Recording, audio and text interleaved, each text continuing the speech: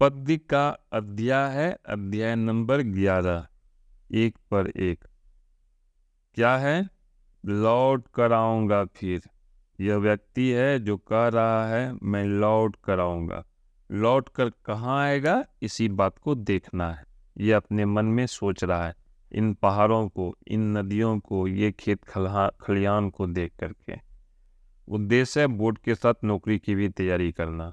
मेरा जो paid course है उसमें हम बोर्ड के साथ साथ नौकरी की भी तैयारी कराते हैं, और मेरा दावा है कि अगर मैट्रिक परीक्षा पास करते करते तुम किसी न किसी नौकरी को प्राप्त करने के काबिल हो जाओगे।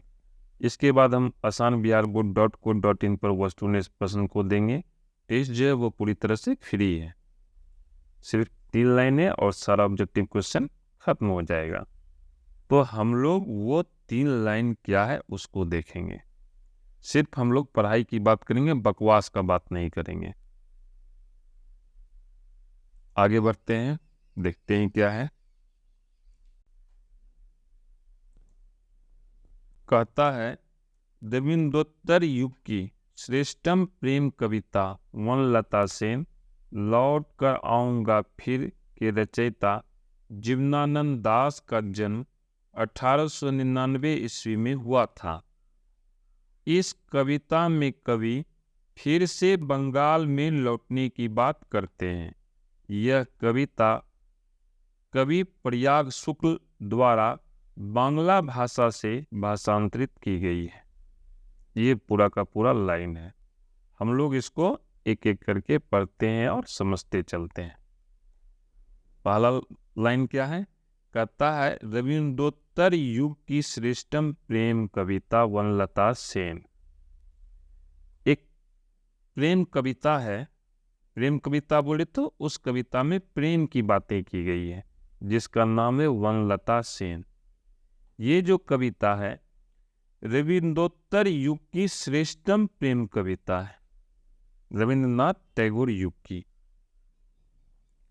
फिर कहता है लौट कर आऊंगा फिर के रचयिता जीवनानंद दास। जीवनानंद दास जो हैं वो क्या लिखे? लौट कर आऊंगा फिर।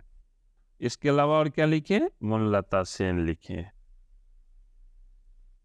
जीवनानंद दास का जन्म 1899 ईस्वी में हुआ था। कब हुआ था? 1899 ईस्वी में हुआ था, 1900 से सिर्फ 1 साल पूर्व। इस कविता में कवि फिर से, ये जो कविता है इसमें कवि कहते हैं कि मैं फिर से बंगाल में लौटूंगा। वो बंगाल में लौटना चाहते हैं क्योंकि बंगाल से उनको बहुत ज़्यादा प्रेम है। बंगाल क्रांतिकारियों की धरती है, कवियों की धरती है, बुद्धिजीवियों की धरती है। यह कविता कवि प्रयाग शुक्ल, एक कवि है उनका नाम है प्रयाग शुक्ल, उनके द्वारा बांग्ला भाषा से भाषांतरित की गई है। यानी प्रयाग शुक्ल क्या किए? ये जो कविता है लौट कर आऊंगा फिर, ये बांग्ला भाषा में लिखी गई, इसको हिंदी भाषा में भाषांतरण किए हैं। तो देखो इसमें क्वेश्चन क्या क्या पूछेगा। क्वेश्चन पूछेगा लौट कर आऊंगा फिर कविता किस कवि द्वारा बांग्ला भाषा से भाषांतरित की गई है? तो आंसर हो जाएगा प्रयाग शुक्ल। क्या आंसर हो जाएगा? प्रयाग शुक्ल। दूसरा क्वेश्चन पूछेगा लौट कर आऊंगा फिर कविता में कवि फिर से कहाँ लौटने की बात करते हैं? तो आंसर हो जाएगा बंगाल में लौटने की बात करते हैं। कहाँ लौटने की बात करते हैं? बंगाल लौटने की बात करते हैं। क्वेश्चन पूछेगा लौट कर आऊंगा फिर के रचयिता कौन है? तो आंसर हो जाएगा जीवनानंद दास है। और क्वेश्चन पूछता है जीवनानंद दास का जन्म कब हुआ था? तो 1899 ईस्वी में हुआ था। इसके अलावा पूछेगा किस युग की श्रेष्ठतम प्रेम कविता वनलता सेन है? आंसर हो जाएगा रविंद्रोत्तर युग की श्रेष्ठतम प्रेम कविता। इस तरह से इसमें क्वेश्चन पूछता है, पूछा है और पूछेगा। आगे बढ़ते हैं, देखते हैं क्या है।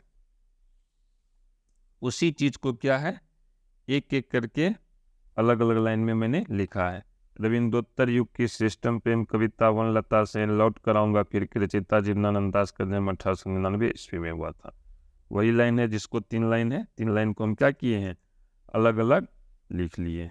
इस कविता में कवि फिर से बंगाल में लौटने की बात करते हैं। यह कविता कवि प्रयाग शुक्ल द्वारा बांग्ला भाषा से भाषांतरित की गई है। वही लाइन है जिसको मैंने लिखा है। अब हम लोग क्या करेंगे, हम लोग asanbiharboard.co.in पर जाएंगे, जहाँ पर हम लोग टेस्ट देंगे। क्या देंगे, टेस्ट देंगे। लैपटॉप पे इस तरह का दिखेगा और मोबाइल में इस तरह का दिखेगा। और इसके बाद हम लोग लघु उत्तरीय प्रश्न और दीर्घ उत्तरीय प्रश्न को सॉल्व करेंगे। तो वीडियो में बने रहो। अब हम लोग asanbiharboard.co.in पर चलते हैं, जहाँ पर हम लोग टेस्ट को देंगे।